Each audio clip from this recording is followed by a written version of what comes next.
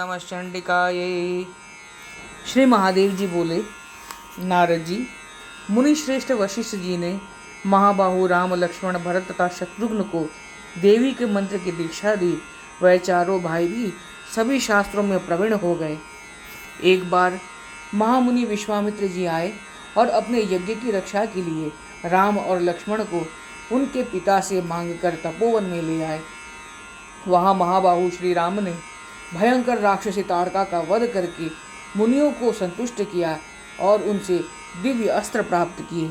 मुनिवर फिर घने जंगल में जाकर यज्ञ में विघ्न करने वाले सुबाहु नामक राक्षस को उन महाबली ने एक बाण से भस्म कर दिया।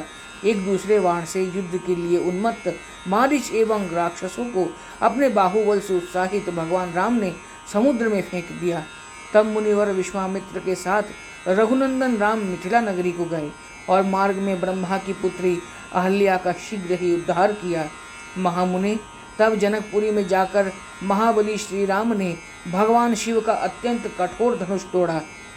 तब राजा जनक संतुष्ट हुए और उन्होंने वयोवृद्ध राजा दशरथ को पुत्रों सहित अपने नगर में सम्मान पूर्वक बुलाया तथा महान उत्सव सहित उनके चारों पुत्रों को अपनी 4 कन्याएं समर्पित कर दी। मुनिवर उन्होंने श्री राम को सीता, लक्ष्मण को उर्मिला, भरत को मांडवी और शत्रुघ्न को श्रुतकीर्ति नाम की सुमुखी कन्याएं प्रदान की। उनमें सीता यज्ञ भूमि के शोधन में प्राप्त हुई थी, उर्मिला उनकी औरस पुत्री थी और अन्य 2 मांडवी और श्रुतकीर्ति उनकी भाई की कन्याएं थी। महामति नारद जी विवाहोपरांत अपनी पत्नियों सहित चारों भाई अपने पिता दशरथ जी के साथ शीघ्र ही अयोध्या नगरी को चले गए। मार्ग में उन्हें बलाभिमानी भृगुपुत्र परशुराम मिले और महाबली श्री राम ने उनका अभिमान चूर चूर कर दिया। महामते अयोध्या नगरी में आकर राजा दशरथ ने अपने मंत्रियों के साथ श्री राम के राज्याभिषेक की तैयारियां प्रारंभ की।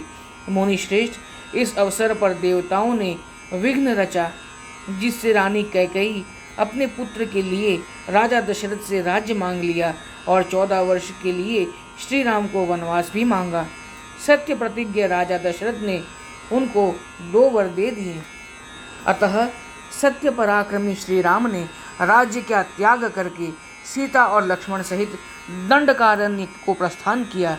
मुनिवर रावण के वध के निमित्त जगदम्बा भवानी का मन में स्मरण कर उन्हें बारंबार प्रणाम करके आश्विन शुक्ल दशमी को रघुवर श्री राम ने माता पिता और गुरु वशिष्ठ के चरणों में प्रणाम करके यात्रा आरंभ की। नारद जी, पुत्र के वियोग से दुखी होकर राजा दशरथ उच्च स्वर से रोने लगे। मंत्री सुमंत्र के साथ रथ में बैठकर श्री राम अपने छोटे भाई लक्ष्मण और सीता को साथ लेकर अयोध्या नगरी से बाहर निकले। शोक से व्याकुल प्रजाजन उनके पीछे पीछे निकल पड़े। बुद्धिमान राम पुरजनों को छोड़कर श्रृंगवेरपुर आए और मंत्री सुमंत्र को रथ के साथ वापस भेज दिया। नारद जी, वहाँ श्री राम और लक्ष्मण ने अपने सिर पर जटाएं बनाई और सीता जी के साथ नाव में चढ़कर गंगा जी को पार करके वह भरद्वाज आश्रम में आए और वहाँ से चित्रकूट चले गए। मुने, इधर राजा दशरथ ने सुमंत्र के मुख से श्री राम का वनगमन सुनकर दुख के आवेग में प्राण को त्याग दिया। तत्पश्चात अपने मामा के घर से वापस आकर भरत ने राजा दशरथ के मरणोपरांत की समस्त क्रियाएं संपन्न की।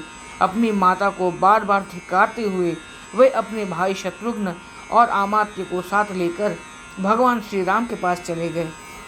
तब भरत जी ने श्री राम को वापस लौटाने का बहुत यत्न किया, किंतु उन्होंने वह बात नहीं मानी। तब भरत जी ने श्री राम को वापस लौटाने का बहुत यत्न किया, किंतु उन्होंने वह बात नहीं मानी और देवताओं का कार्य संपन्न करने हेतु भरत को बार बार सांत्वना देकर श्री राम घोर दंडकारण्य की ओर चले गए। तदनंतर उनकी आज्ञा से वे भरत भी वापस लौट आए। मुने, भरत अपने छोटे भाई शत्रुघ्न और परिजनों के साथ नंदीग्राम में रहे। वह भरत श्री राम का मन से स्मरण करते हुए जटा धारण कर राज्य सुख का परित्याग करके भूमि पर शयन करते हुए 14 वर्षों तक उनके वन से वापस आने की प्रतीक्षा करने लगे।